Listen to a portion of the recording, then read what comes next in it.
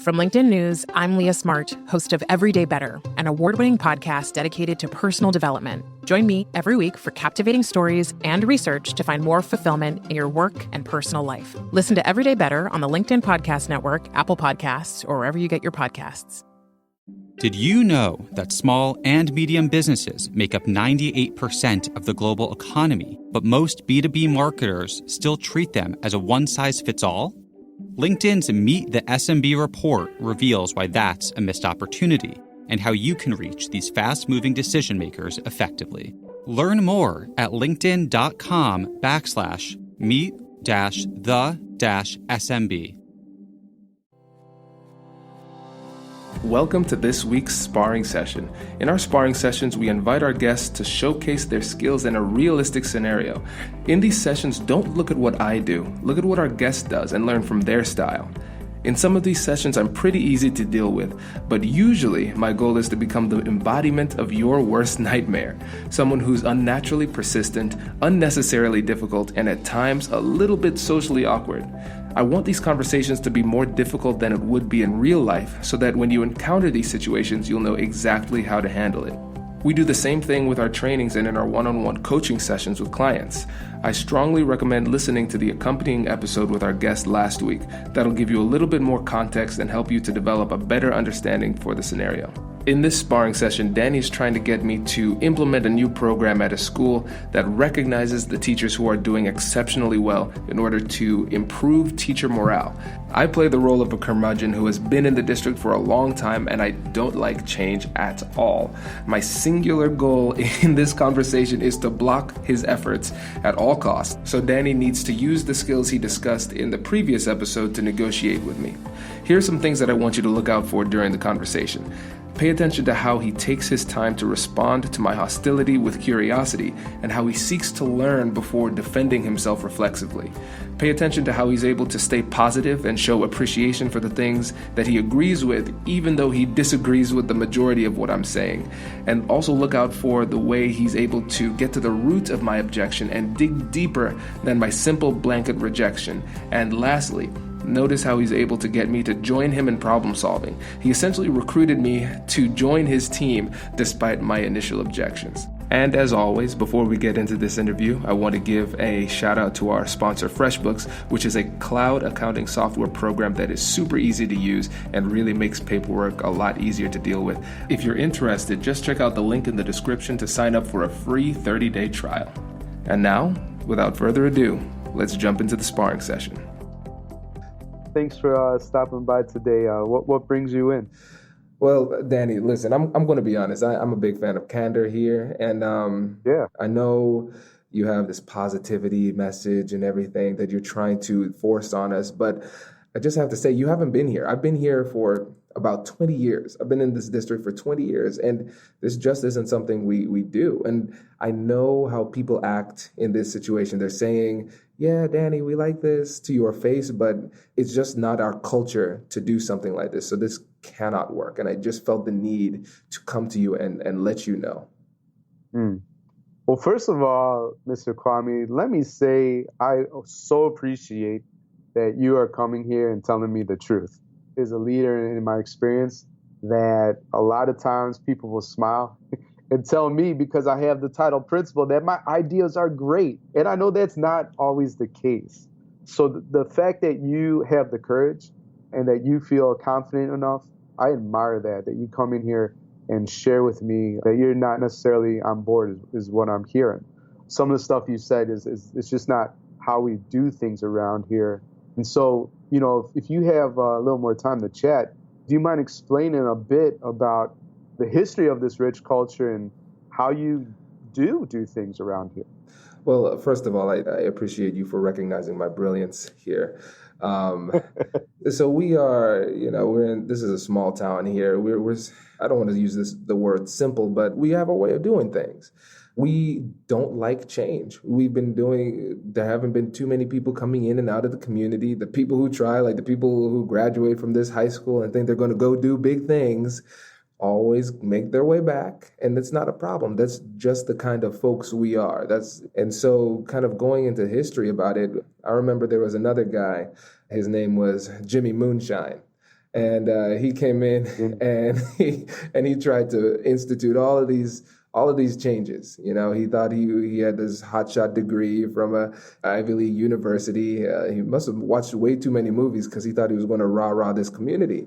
He lasted 3 months, and he was broken, and he left. He quit, just up and left. That's really indicative of, I feel like, the experience you are kind of putting yourself in or asking for, because it's not going to be easy. Well, not even is it not going to be easy. It's going to be impossible. Just based on what I've seen, it's going to be impossible. So I just want to save you the time and just let you know we cannot do this. I will say I do like a challenge. So a word like impossible inspires me to at least want to potentially see if there's a way around whatever obstacles you're seeing. But I do want to assure you, Mr. Kwame, that I am not Jimmy Moonshine. I don't want to be Jimmy Moonshine. I'm not trying to leave in 3 months. I'm Danny Sunshine. And here's the thing. What attracted me the most to this community is that what you call the simple culture, the fact that people do leave but come back, and that the roots are strong. This is something that I admire about the community, and somewhere where I want to put down my roots and really grow. Again, I'm fascinated and I admire the courage that you have coming here and sharing this kind of information. I'm wondering too, what do you see as the obstacles? Because you said it was impossible. I said I like the challenge, and maybe it won't work. I don't know. If we have time later, maybe I could explain why this is so important to me. But right now we're talking about you, and I want to know, what do you see as the obstacles from your perspective? I see the obstacles just as the people. Earlier in the conversation, I mentioned people are going to look at your face and smile and say, yeah, Danny, this is a great idea and everything. But I'm telling you, the people who have been your best supporters, and I don't think this is something against them. I don't think they're intentionally lying to you. I just don't think they have the capacity to put forward the work. To be more specific, it's not so much the capacity like cognitively or emotionally or something. I think they want to do it, but I just don't think the way that the school is structured right now really provides us with the bandwidth to institute another committee. I think people are going to burn out. I think they genuinely want to do it, but I think they're going to burn out. Actually, I know they're going to burn out. They have too much on their plates, and to add another a feel-good committee, I don't get it. They're not going to be able to do it. I know I certainly won't be able to do it. I won't be able to do it, and I don't want to try and waste my time. Gotcha. Burnout is something that I want to be very sensitive to. I mean, that's something that plagues our industry. Most teachers and then even administrators that are new, they leave, just like Jimmy Moonshine. They take off. And I'm curious, you talked about that burnout and having too much on the plate. What would you cut? What committees do we not need here? What's kind of just like extra that might buy us the bandwidth you're talking about? I see a lot of superfluous committees, to be honest. I think the committee that supports a lot of our extracurricular activities can be reduced or eliminated. We have 60% of our teachers are on that committee. Why? Why are they on 60%? 60%. I think that could be one person. That could be limited to one person. The athletics committee, we have an athletic director. I don't know why we need 3 or 4 other teachers being a committee to make sure everything's going well. The athletic director is competent. The way that it's set up, there are a few committees that are already in place that just the rules of the school need bodies on it. And I think maybe at a time that served a purpose. But right now, I don't see why so many teachers are there. So I think that's one of the reasons why we don't have enough bandwidth. And it's because we have too many people doing too many things. Per the rules of the school, are those in stone? Are they flexible? Can we amend those rules? I guess to be honest, nobody's tried. We never even thought to. We just thought that's the way it's always been. So you're a straight shooter, Mr. Kwame. What do you think of that idea of amending the rules? Is that something that would cause a lot of conflict, or would people be open to that? I think there'd be initial resistance just because it's like amending the rules. They've always been like that and they've been working. But I think if we were able to explain why we're amending the rules in order to give people more space and bandwidth to do things that they actually enjoy, I don't think we'd have a problem at all, as long as it's well articulated. You think that's a good direction to move in? I do, actually. I think that would be a really good first step. Would you like to help out with that initiative? Yeah, I think that would be a good way to really free up some time and mind space for our teachers. And I think that would have a positive impact on the students as well, because they'd feel less stressed. Yeah. And I think, here's the thing. You walked in today and you told me just as it is. And I so admire that. I'm guessing that the staff knows you in that way too. Oh, yeah, they do. I'm still getting to know you. So, I apologize for that. But I'm excited that you're on the team. If you see this as a way to improve the school, I'd be honored if you would partner with me and help roll that out. Maybe that would buy the bandwidth for the celebration committee. Maybe not.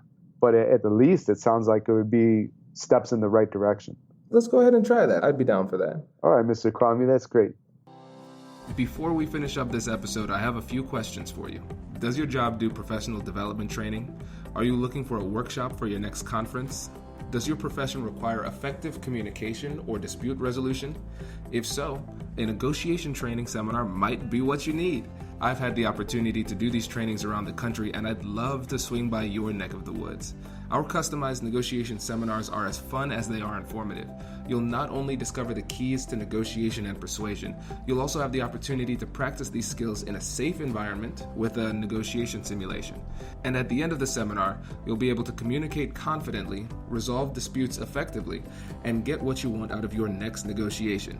And as an added bonus, if you let us know far enough in advance, we can get these trainings certified for continuing education credits.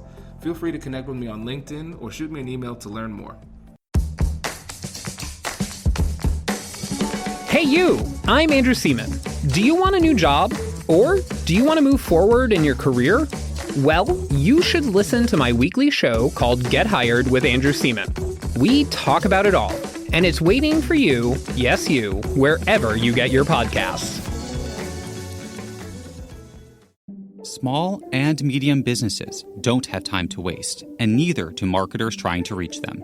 On LinkedIn, more SMB decision makers are actively looking for new solutions to help them grow, whether it's software or financial services. Our Meet the SMB report breaks down how these businesses buy and what really influences their choices. Learn more at linkedin.com/meet-the-SMB. That's linkedin.com/meet-the-SMB. This was really good, expert level stuff. Starting it off, I came at you with fire, just off the jump. And I even made fun of your name and everything. But you kept your cool and you responded by saying, I appreciate something. You can always find like one thing about something somebody says that you can appreciate. And even if somebody says it in a way that's offensive, one of the things that they say in Getting to Yes is, or one of the trilogy of their books, maybe it was Getting Past No, but it was, you almost like pretend as if what they said was reasonable. And you flip it back to them and say, I appreciate that. That makes a lot of sense. And you reframe it in a way that's reasonable. Yeah. And you did that really well. When I pushed you to kind of defend yourself or I just attacked you, what you did really well is that you didn't take the bait to kind of go tit for tat on point by point. What you did that was really great was you listened to what I said. You said you appreciate it. You kind of gave a mini summary. I understand that, blah, blah, blah. And then you gave one or two sentences to explain your point, but then you shifted right back to a curious mindset and asked an open-ended question to learn more about what I wanted. And as you did that, you started off with really wide questions, broad questions. And as you started to see where there were openings or possibilities or areas for flexibility, your questions started to get more and more specific until you honed in on the major issue, which wasn't that, hey, we don't make change. That's what the position was at first. But the real interest behind it was we don't have enough bandwidth. What changes can you make? You were collaborative throughout, and you brought this tough guy onto your team at the end to help you to make change. Yeah, that was a lot of fun to participate in. So that does happen in real life. And then there's times you put your foot in your mouth and, that's always unfortunate. But you learn from those mistakes. It makes you better. Absolutely. And the thing is, like, when you're asking great questions, it makes it less likely to happen. You're more likely to offend somebody with like a statement than a question. it's not only is it effective, but it also has a defensive purpose as well, because it gives you a little bit more, actually not a little bit, a lot more margin for error during the conversations, because this could be heated. And my character was the kind of guy that would have jumped onto any vulnerability that you provided in the conversation, but you didn't give me any openings. You didn't make mistakes in that way. So that was smart. Maybe it's a bit of the educator training, but the best classes I taught was when I talked the least, right? And so when you lead with great questions, and to bring it full circle to what you said in the beginning of the debrief, this idea of being curious, that is a good mindset to have just for life, right? If you're walking through life as a curious individual, you could see the sense of awe, the inspiration. You can just be excited, right? Because you're curious about what the heck is going on in life. And when you are negotiating, when you're in conflict and you're asking questions, and like you said, not labeling necessarily or making too many statements, and when you get the other person to talk, you can get that valuable information that you need to get somebody on your side. And I didn't know how you would play it. So to tell you the truth, I was a bit nervous as we met at Podcast Movement, and you said, you really go after the person or whatever. And I was fully prepared to say, you know what, Mr. Kwame, it doesn't seem that you want to support this initiative. And I could be okay with not winning you over. Let's maybe revisit this at a later time or whatever. I was ready to cut you off if we had to. But it worked out in this scenario, and that's good. Yeah. What's cool about these role plays is that, honestly, I don't know where it's going to go Right. But you led me down a path that I think that worked really well. I was like, that makes sense. Cool. Well, yes, before you go, let the audience know where they can find your material and whatnot. Predominantly, I work with school leaders, and you could get all my stuff, free resources, the blog, podcast, betterleadersbetterschools.com. On basically every social media channel, I'm Alien Earbud, just because that makes no sense. As a former English teacher, I love word games. And there's a word game called an anagram where you take letters and you mix them up and you spell new words. I think that's interesting. And so Daniel Bauer, my given name, when you mix up all the letters, it spells out one iteration, Alien Earbud. And I like that visual. I like an alien. Let's say it's 4020, and they've got the iPhone Z now, and they got earbuds in their ears, right? So I like that. I like that illustration. So betterleadersbetterschools.com, Alien Earbud on social media. If I can help in any way, I would love to do that. Sounds good. Well, thanks again for joining us. This was really, really fun. Thank you for having me. I appreciate it.